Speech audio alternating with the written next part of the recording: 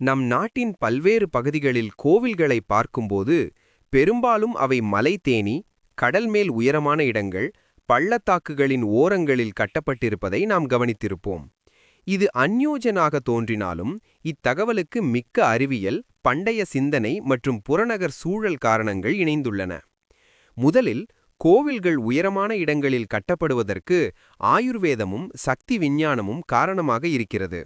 உயரமான இடங்கள் காற்றின் சுழற்சியை மேம்படுத்தி பாசமான வலிமையான வாஸ்து சக்திகளை வாஸ்து சாஸ்திராவை உருவாக்குகிறது. மலைமேல் கட்டப்பட்ட கோவில் காற்றின் வழியாக புனித தூய காற்றையும் வலிமையான சக்தியையும் பெறுகிறது. அடுத்ததாக, பாதுகாப்பும் முக்கிய காரணமாகும். பழங்காலத்தில் மக்கள் எதிரிகளிடமிருந்து தங்களது புனித இடங்களை பாதுகாக்க வேண்டியிருந்தது. உயரமான இடங்கள் மலைக்கோடிகளின் உச்சியில் இருந்தால் எதிரிகளை கவனிக்க வசதியாகவும் தாக்குதல் செய்ய கடினமாகவும் இருக்கிறது. அதனால் கோவில் சமூக பாதுகாப்பும் அரசாங்க கட்டுப்பாடும் கருத்தில் கொண்டு கட்டப்பட்டது. மற்றொரு காரணம் பாரம்பரிய பூஜை வழக்கங்களும் ஆகும். பண்டைய இந்தியர்களின் நம்பிக்கையின்படி அகலமான இடங்களில் இருக்கும் கோவில் தேவதாக்கள், மானுட நலன் மற்றும் மனநலனுக்கு உகந்த சக்தியை தரும் என்று கருதப்பட்டது. உயரமான இடத்தில் பூஜைகள் செய்யப்படும்போது ஒலி, வாசனை, தீபங்கள், விளக்குகள் மற்றும் வாசனைகள் காற்றில் பரவுவதால் அதை மக்கள் பல கிலோமீட்டர்கள் தொலைவில் கேள்வி, காணொளி மற்றும் உணர்வாக அனுபவிக்க முடிந்தது. இப்போது அறிவியல் பார்வையில் பார்க்கலாம். உயரமான இடங்களில் கட்டப்பட்ட கோவில்கள் பார்வை மற்றும் சுற்றுச்சூழலின் சக்தியை மேம்படுத்தும் விதமாக இருக்கும்.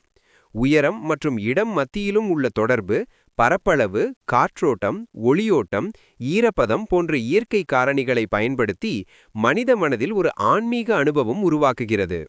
மேலும் நதி, குளம், மலைச்சிறுகள் போன்ற இயற்கை வளங்கள் கோவில்களுக்கு அருகில் இருக்கும்போது அந்த இடத்தின் சுற்றுச்சூழல் சக்தி, நீர்வளம், தூய்மையான காற்று ஆகியவை அதிகரிக்கும்.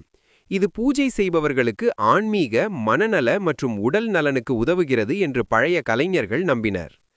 பழைய காலத்தில் மக்கள் இயற்கை, வானியல், மண் மற்றும் காற்றின் தன்மைகளை ஆராய்ந்து கோவில்களை கட்டினர்.